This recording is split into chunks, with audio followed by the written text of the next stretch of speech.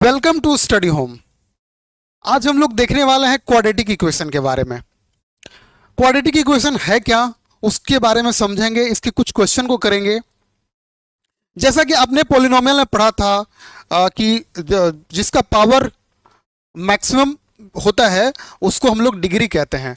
यानी x का power, y का पावर, z का पावर, जो भी वेरिएबल है वो जो भी पावर होगा वो मैक्सिमम होगा, वो इंटीजर के फॉर्म में रहेगा, तो उसे ही हम लोग डिग्री कहते हैं। और वो डिग्री अगर 2 हो तो उसे हम कहते हैं क्वाड्रेटिक इक्वेशन।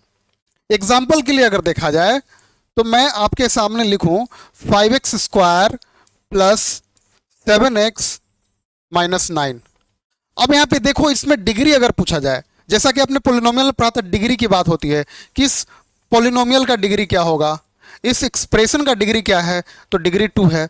और जिसका डिग्री 2 होता है उसे ही हम लोग कहते हैं क्वाड्रेटिक इक्वेशन। क्वाड्रेटिक इक्वेशन अगर डिग्री 1 हो तो उसे कहते हैं लीनियर इक्वेशन। अगर आपके सामने एक्सप्रेशन रहे 8x प्लस 7 तो उस केस में क्या कहलाएगा, ये कौन सा एक्सप्रेशन कहलाएगा अगर मैं जीरो कर दूं, क्योंकि इक्वेशन का मतलब जीरो होना चाहिए। यहाँ भी मैं जीरो कर देता हूं, तो यहाँ पे देखो कि x का पावर कुछ नहीं होने का मतलब 1 है, तो इस केस में इसका डिग्री क्या होगा, तो इसका डिग्री हो जाएगा 1, और इस केस में ये कहलाएगा लीनियर इक्वेशन। तो दोनों इक्वेशन में एक ही फर्क होता है कि जिसका पावर यानी कि डिग्री, मैक्सिमम पावर वो 2 हो या डिग्री 2 हो तो उसको क्वाड्रेटिक इक्वेशन कहेंगे, और अगर डिग्री 1 हो या मैक्सिमम पावर 1 हो तो उस केस में हम लोग उसको लीनियर इक्वेशन कहते हैं। बाकी पॉलिनोमियल का जो रूल है वैसे फॉलो होगा। ऐसा नहीं कि पावर आपका फ्रैक्शन में हो जाए तो नहीं होगा। अगर यहाँ पे रूट एक्स रहेगा तो फिर ये क्वाड्रेटिक इक्वेशन नहीं कहलाएगा, जैसे कि हम लोग पॉलिनोमियल की बात कर रहे थे। तो अब इसमें क्वेश्चन क्या आता है कि आपसे पूछेगा कि बताइए कौन सा इक्वेशन क्वाड्रेटिक है या नहीं है। अब यहाँ पे पूछा है कि which of the following are quadratic equation. अब इसमें बताना है कि कौन कौन सा ऑप्शन है वो क्वाड्रेटिक इक्वेशन का है। अब देखो यहाँ पे 2x स्क्वायर माइनस 5, पहले वाले में पावर 2 है, ठीक है, ये हो जाएगा क्वाड्रेटिक इक्वेशन। दूसरे में है एक्स स्क्वायर, इसका डिग्री भी 2 है, तो जिसका डिग्री 2 है उसको हम लोग बोलते हैं क्वाड्रेटिक इक्वेशन। यहाँ भी डिग्री 2 है, यहाँ भी 2 है। थर्ड इक्वेशन में आते हैं, यहाँ पे पावर 2 है, डिग्री है, बट नीचे में एक्स लगा हुआ है। अगर आप एक्स को प्रॉपर तरीके से कैलकुलेट करोगे तो ये बन के आएगा x square plus 3 by x equal x square, and further इसको सॉल्व करोगे तो एक्स स्क्वायर प्लस 3 एंड ये एक्स इधर आके बना देगा एक्स क्यूब। अब देखो यहाँ पे डिग्री जो है, इस केस में जो डिग्री है वो बन गया 3, इसको सॉल्व करने पे, तो क्या ये क्वाड्रेटिक कहलाएगा? ये नहीं कहलाएगा। ये वाला ऑप्शन जो है क्वाड्रेटिक नहीं होगा, सेकंड हो जाएगा, फर्स्ट हो जाएगा। एंड फोर्थ में भी वही सेम केस है।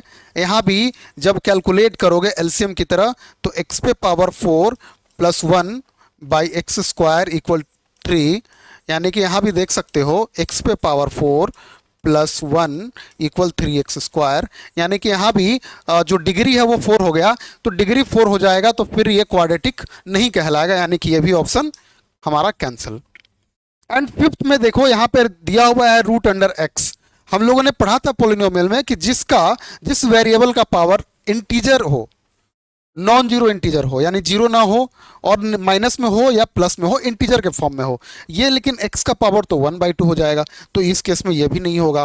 एंड लास्ट में दिया हुआ है, इसको अगर सॉल्व करेंगे तो यहाँ पे आपका 2x स्क्वायर है और ये इधर जाके बन जाएगा x square, and minus 5x इधर आके बन जाएगा प्लस 2x, यानी कि माइनस 3x, एंड ये प्लस 3 इधर आके माइनस 3 बन जाएगा, सॉरी यहाँ पे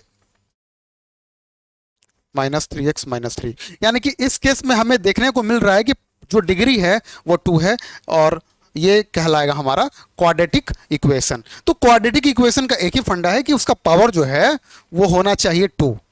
पावर 2 रहेगा तो उसे हम कह सकते हैं क्वाड्रेटिक इक्वेशन। बाकी जो पॉलिनोमियल का रूल होता है उसको फॉलो करना है। अब बढ़ते हैं अगले क्वेश्चन की ओर कि इसमें हम लोग चीज़ों को कैसे फाइंड करते हैं। ये तो हमारा हो गया कि हम कैसे क्वाड्रेटिक इक्वेशन को आइडेंटिफाई करेंगे एक्चुअल में वो क्या है। अब इसमें क्वेश्चन सॉल्व करने की बात आती है कि हमें x फाइंड करते हैं। जो भी वेरिएबल्स रहते हैं उन वेरिएबल्स को फाइंड करते हैं। तो उन वेरिएबल्स को फाइंड करते हैं। अब जब आप लीनियर इक्वेशन की बात करते हो तो लीनियर इक्वेशन में आपके पास वन सॉल्यूशन होते हैं, वन सॉल्यूशन। लेकिन जब आप सॉल्व करते हो क्वाड्रेटिक इक्वेशन को तो यहां पे आपको टू सॉल्यूशन मिलते हैं, टू सॉल्यूशंस, जिसको कि हम कहते हैं zero of polynomial, zero of polynomial या जीरो ऑफ इक्वेशन कह लो। एक तरफ से ये पॉलिनोमियल की तरह है तो कह सकते हो कि इसमें हम लोग जीरो को फाइंड करते हैं, और दूसरा कि इसे हम रूट भी कहते हैं। क्वेश्चन में आता है कि find the roots of this equation, तो कहेगा कि इसका रूट बताओ या फिर इसका जीरो बताओ। तो जीरो बताना या फिर रूट बताना, दोनों का मीनिंग है कि हमें एक्स को फाइंड करना है। लीनियर इक्वेशन के केस में हम एक ही वैल्यू फाइंड करते हैं, एक्स का एक ही वैल्यू होता है। लेकिन जब आप सॉल्व करते हो क्वाड्रेटिक इक्वेशन का तो यहाँ पे एक्स का दो दो वैल्यू बनता है, और उसे ही हम लोग फाइंड करना सीखेंगे कि वो कैसे फाइंड होता है। तो उसकी बात करते हैं। तो यहाँ पे समझ में आया होगा कि रूट का मतलब, रूट का मतलब रूट्स मीन्स होता है उसके सॉल्यूशन, यानी कि फाइंड करना solution of x and variable जो भी इसमें दिया हुआ है, एंड जीरो ऑफ पॉलिनोमियल कह सकते हो, zeros of polynomial, zeros of polynomial. इसका भी मीनिंग होता है कि हम उसके एक्स को फाइंड करते हैं। तो ये दोनों मीनिंग यहां से हम कह सकते हैं। तो कंफ्यूज नहीं होना है कि जीरो बोला है तो उसका मतलब क्या होगा, रूट्स बोला है तो उसका मतलब क्या होगा। सीधा सा मतलब है एक्स को फाइंड करना, वाई को फाइंड करना, या जो भी वेरिएबल हमें फाइंड करना है। A x square plus b x plus c के फॉर्म में है तो एक्स को फाइंड करेंगे, अगर एक्स के जगह वाई रहेगा तो वाई फाइंड करेंगे। अब इसको सॉल्व कैसे करते हैं, एग्जाम्पल से समझते हैं।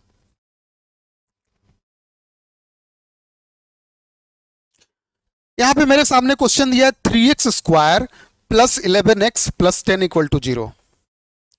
अब हमें क्या करना होगा, फैक्टोराइज करना होगा, और फैक्टोराइज आपने करना सीखा होगा, क्लास 8 में ही आपने सीख लिया है। तो इसे कर लेते हैं फैक्टोराइज।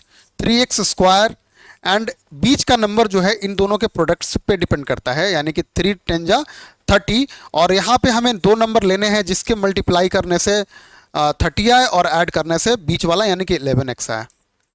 तो यहाँ से हमारा बन के तैयार हो जाएगा 3x into x plus 2 bracket में plus 5 into x plus 2 equal 0, and यहाँ पे 3x प्लस 5 और x प्लस 2 हमारा कॉमन है तो x प्लस 2 इक्वल टू 0। अब यहाँ से हमारे पास दो डिफरेंट यहाँ पे जीरोस हमें बन के आया, यानी कि 3x प्लस 5 जो है ये 0 के बराबर है, तो 3x equal to -5 and x equal to -5/2। ये हमारा एक वैल्यू आया। दूसरा हमारा वैल्यू आ जाएगा x plus 2 equal to 0 and x equal to -2। तो यहाँ पे देख सकते हो कि x का दो डिफरेंट वैल्यू आया। अगर हम लीनियर इक्वेशन में सॉल्व करते तो एक ही वैल्यू आता था, जो कि हमने क्लास 8 तक पढ़ा है।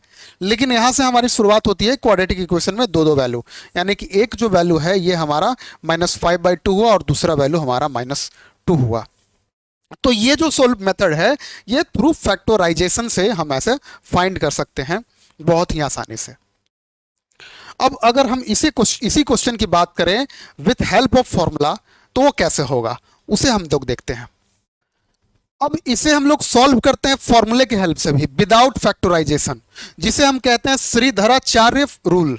श्रीधराचार्य रूल भी कहते हैं और इसे हम लोग फॉर्मूला भी कहते हैं, क्वाड्रेटिक इक्वेशन का फॉर्मूला भी है ये, जिसमें हम लोग को फैक्टराइज करने की जरूरत नहीं होती है, डायरेक्टली हम उसमें वैल्यू को पुट कर देते हैं और हमारा आंसर आ जाता है। किस तरह से काम करता है, तो जैसे हमारा इक्वेशन रहेगा ax² plus bx plus c equal 0। इसमें आपको फाइंड करना होगा x का वैल्यू या रूट कह लो। तो हम क्या करते हैं, दो वैल्यू को, यानी x को हम लोग दो अलग अलग वैल्यू में फाइंड करते हैं। x का दो वैल्यू हमें मिलता है तो उसे हम एक को मान लेते हैं अल्फा और दूसरे को मान लेते हैं बीटा। तो alpha minus b plus root under b² minus 4ac by 2a। ये हमारा अल्फा फाइंड करने का फॉर्मूला है।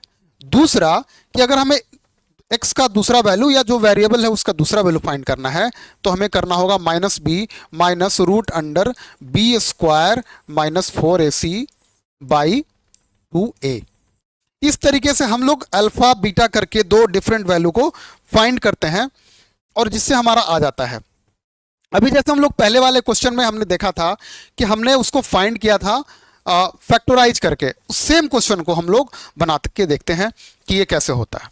तो हमारा क्वेश्चन था 3x square plus 11x plus 10। हमारा ये क्वेश्चन था 3x square plus 11x plus 10। अब इसे हम लोग कैसे बनाएंगे? तो यहां पे आप देख सकते हो कि हमारा a का वैल्यू क्या हो जाएगा, a 3 हो जाएगा, b हमारा क्या हो जाएगा 11 हो जाएगा बीच वाला, और c क्या हो जाएगा 10 हो जाएगा। अब हम लोग उस फॉर्मूले को फॉलो करेंगे जो यहाँ पे लिखा हुआ है। तो हमें अल्फा फाइंड करना है, माइनस बी यानी कि 11 रूट अंडर b के जगह हम लोग क्या लिखेंगे 11 का स्क्वायर लिखेंगे, और a के जगह क्या लिखेंगे 3 और c के जगह 10 बाई 2a के जगह हम लोग लिखेंगे 3 को। अब इसको हम लोग सॉल्व कर लेंगे, माइनस 11 प्लस, अब 11 का स्क्वायर 121 माइनस, तो ये रूट 1 यानी कि 1 हो जाएगा बाई 6। यहां से हमारा आ जाएगा माइनस 10 बाई 6 यानी कि माइनस 5 बाई 3 हमारा ये हो जाएगा हमारा वैल्यू अल्फा का। और ठीक वैसे ही हम लोग बीटा का भी फाइंड कर लेंगे। तो बीटा का वैल्यू हमारा minus b minus root under. अब देखो यहाँ पे रूट का जो वैल्यू है हमारा 1 आया था, तो ये रूट का वैल्यू तो यहाँ भी वही रहेगा, तो रूट 1 को हम लोग डायरेक्ट यहाँ पे 1 कर देते हैं, और बाई 2a हमारा है। हमारे अल्फा और बीटा में क्या फ़र्क है? तो फ़र्क सिर्फ साइन का है, एक प्लस और एक माइनस। यहाँ पे दिया हुआ है प्लस और यहाँ पे माइनस है, बस इसी का फ़र्क है दोनों में। तो ये बन जाएगा -12/6 यानी कि -2। तो यहाँ पे एक वैल्यू हमारा रूट आया -5/3 और दूसरा -2। तो इस तरीके से हम लोग फॉर्मूले के हेल्प से डायरेक्टली बिना फैक्टराइज का भी आंसर कर सकते हैं।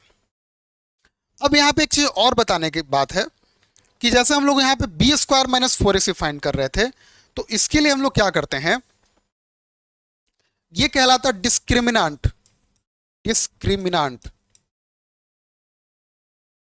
तो डिस्क्रिमिनांट क्या है कि ये d इक्वल टू कहता है बी स्क्वायर माइनस 4ac ये।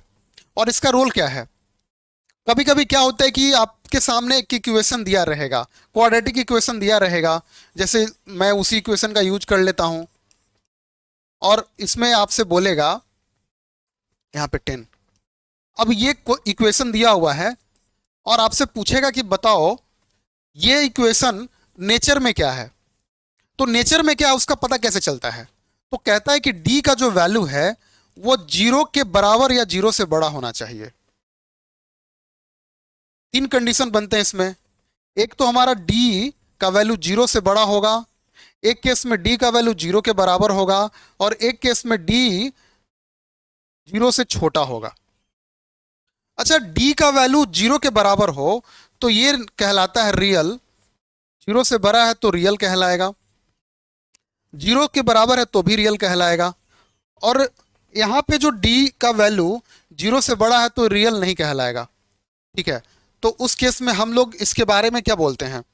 तो एक केस में हमारा जो है वो कहता है कि रियल है, और एक में हमारा कहलाएगा नॉट रियल। रियल रूट्स कहलाएगा, रियल रूट्स, और एक नॉट रियल रूट्स। तो ये होती है बात कि हमारा 0 के से अगर वैल्यू छोटा है d का, जो हमने d का value B square minus 4ac को फाइंड करके हम लोग चेक करते हैं और इक्वेशन का नेचर बताते हैं कि क्या ये जो वैल्यू आएगा वो रियल होगा। तो देखना है कि d का वैल्यू 0 से छोटा है या 0 से बड़ा है, तो कैसे फाइंड करेंगे?